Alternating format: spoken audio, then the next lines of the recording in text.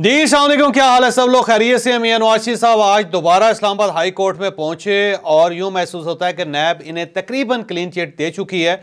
अब किसी वक्त भी अनाउंसमेंट बाकी है और मियां नवाज साहब अगला इलेक्शन लड़ सकेंगे। लेकिन यहां पे एक बहुत बड़ा सवाल ये पैदा हो गया है कि क्या वाकई इलेक्शन हो रहे हैं या नहीं हो रहे, क्योंकि अब चहमगोइयाँ शुरू हो चुकी हैं कि शायद इलेक्शन पोस्टपोन हो जाएं और ये इलेक्शन शायद अगस्त सितंबर तक चले जाएं।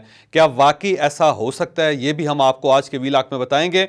और एमकेएम की तरफ से एक सवाल उठा दिया गया है। वो सवाल क्या है? और कुछ लोगों का कहना है कि एमकेएम वो पहला कील होती है कि जिसके बाद हमेशा जहाज़ डूबता है।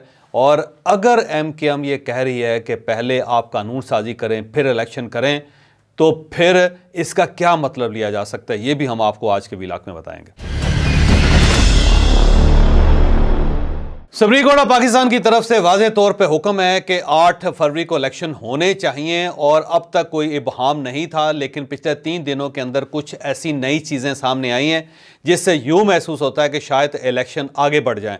अब वो नई चीज़ें क्या? सबसे पहले तो एमकेएम की तरफ से कल एक मुतालबा किया गया है कि जो 18वीं तरमीम है उसके अंदर कुछ ऐसी चीज़ें हैं कि जिसकी वजह से पाकिस्तान चल नहीं पा रहा। तो 18वीं तरमीम के अंदर कुछ चीज़ें तब्दील करनी पड़ेंगी और उसके लिए बाकायदा कानून साजी करनी चाहिए।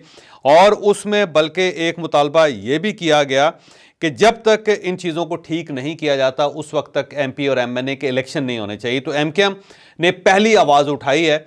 और ये याद रखें कि जब भी एमकेएम को आवाज़ उठाती है तो उस आवाज़ को लाइट नहीं लेना चाहिए, क्योंकि एमकेएम के पीछे बहुत कुछ होता है। एमकेएम ये सारी बातें अकेली अपनी तौर पे नहीं करती। तो ये जो आवाज़ उठी है, इस आवाज़ ने सबको दहला के रख दिया है, सब लोगों को परेशान कर दिया। बल्कि पार्टियों के अंदर एक खौफनाक सी सरासमगी फैल गई है, सब एक दूसरे की तरफ देखना शुरू हो गए। फिर कल ही परवेज़ खटक साहब की तरफ से भी मुतालबा आया कि इलेक्शन को थोड़ा सा आगे बढ़ा देना चाहिए, क्योंकि सरहद पाकिस्तान जो है इन चीज़ों का मुतहम्मल नहीं हो सकता। फिर मियां नवाज साहब की तरफ से भी ज़ाहिर है एक रिलैक्टेंट सी फीलिंग आ रही है कि वो भी ये चाहते हैं कि मामलात को आगे बढ़ाया जाए, सरहद फौरी तौर पे इलेक्शन मुमकिन नहीं है।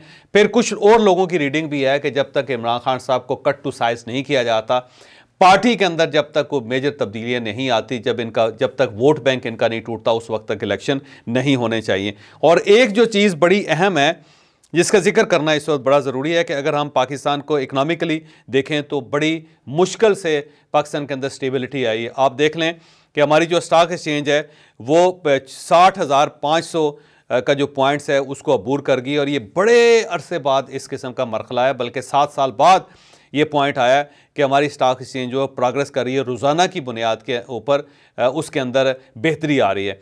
फिर डॉलर जो है वो थोड़ा सा ऊपर गया, उसके बाद दोबारा नीचे आ गया। डॉलर बाकायदा इस वक्त कंट्रोल में है। और फिर इसके साथ साथ यूएई के अंदर इस वक्त पूरी रियासत, पूरी गवर्नमेंट वहाँ पे बैठी हुई है। कैबिनेट के वज़रा हैं, वज़ीर आज़म हैं और आर्मी चीफ वहाँ पे बैठे हुए हैं।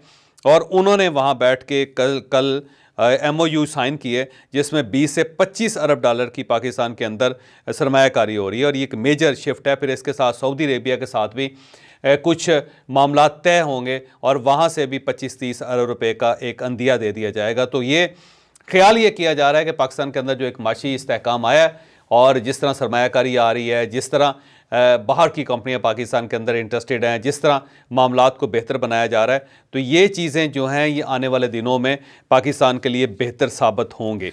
तो सबका ख्याल ये है कि इसको कंटिन्यू रखना चाहिए, क्योंकि अगर इलेक्शन हो जाते हैं और दोबारा कन्फ्यूजन हो जाती है और इस कन्फ्यूजन के दरमियान फिर कुछ चीज़ें ख़राब हो जाती हैं तो फिर उनको कंट्रोल करना इतना आसान नहीं होगा।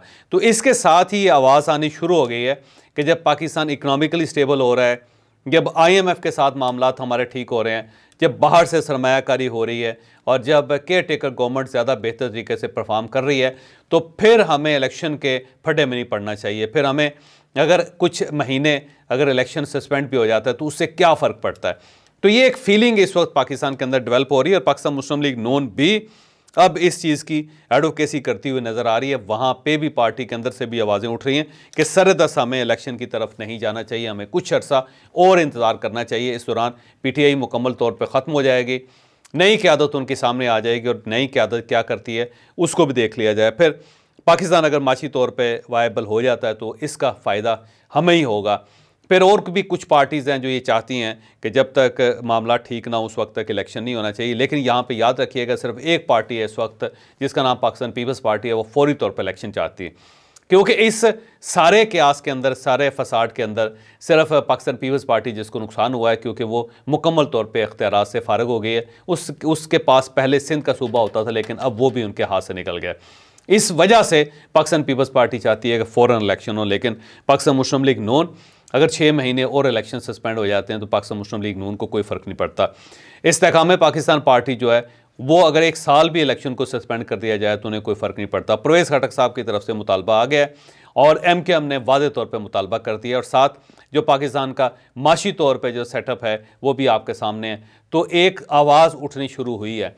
अब ये आवाज़ कल्टिवेट होती है या नहीं होती, इसका कोई नतीजा निकलता है या नहीं निकलता, ये हम सरेदस्त नहीं कह सकते। मेरा ख्याल है 10-15 दिन के बाद चीज़ें क्लियर होनी शुरू हो जाएंगी।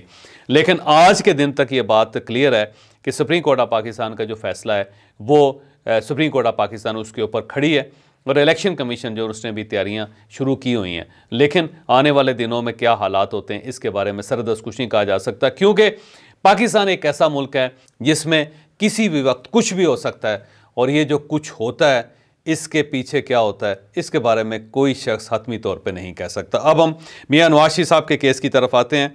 मियां नवाज शरीफ साहब आज भी इस्लामाबाद हाई कोर्ट में पेश हुए। एवन फील्ड और उसके साथ अल अजीज़िया का केस है। मियां नवाज शरीफ साहब ज़ाहिर है इनको तकरीबन क्लीन चिट मिल चुकी है। अब बस ऑर्डर आना बाकी है, और किसी वक्त भी मियां नवाज शरीफ साहब को अहल करार दे दिया जाएगा कि वो इलेक्शन लड़ सकते हैं। अब अगर मियां नवाज शरीफ साहब को ये सर्टिफिकेट मिल जाता है तो फिर ज़ाहिर इलेक्शन मियां नवाज शरीफ साहब चाहेंगे कि हो जाएं।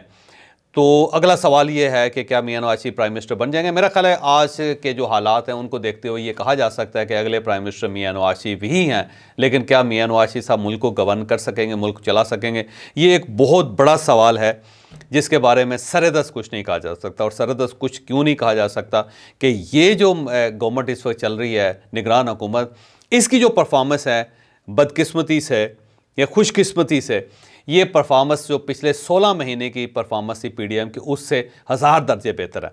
आप देख लें कि PDM की जो गवर्नमेंट थी वो मामलात को सेटल नहीं कर सकी, ना वो स्टॉक एक्सचेंज को बेहतर कर सकी, ना वो डॉलर को कंट्रोल कर सकी, ना वो IMF के साथ को बाकायदा बेहतर फैसला कर सकी या बेहतर एग्रीमेंट कर सके। और उसके बाद जब ये निगरान हुकूमत आई थी तो सबका ख्याल ये था कि टेक्नोक्रेट्स की गवर्नमेंट आ गई है, अब ये बुरी तरह फेल हो गई है। लेकिन वक्त ने साबित किया कि इनकी जो पॉलिसियाँ हैं, जो इनके इकदाम हैं, उससे पाकिस्तान ज़्यादा बेहतर तरीके से चल रहा है। तो जब ये निगरान हुकूमत ने एक बहुत बड़ा माइलस्टोन एक तय कर दिया है, उसे परफॉर्मेंस का एक मयार तय कर दिया है, तो फिर मियां नवाज शरीफ साहब की जो हुकूमत होगी वह कैसे डिलीवर करेगी, कैसे मामलात को आगे लेके चलेगी, तो ये एक सवाल है आज के दिन। लेकिन पाकिस्तान मुस्लिम लीग नून की तरफ से एक ऐलान किया जा रहा है कि अब हमारी हुकूमत आवे ही आवे, अब मियां नवाज शरीफ साहब आवे ही आवें। पता नहीं अब आते हैं या नहीं आते, ये एक सवाल है जो मेरा ख्याल है अगले 1 आध हफ्ते में इसका जवाब मिलेगा। फौरी तौर पे तो नहीं मिल सकता इसका जवाब।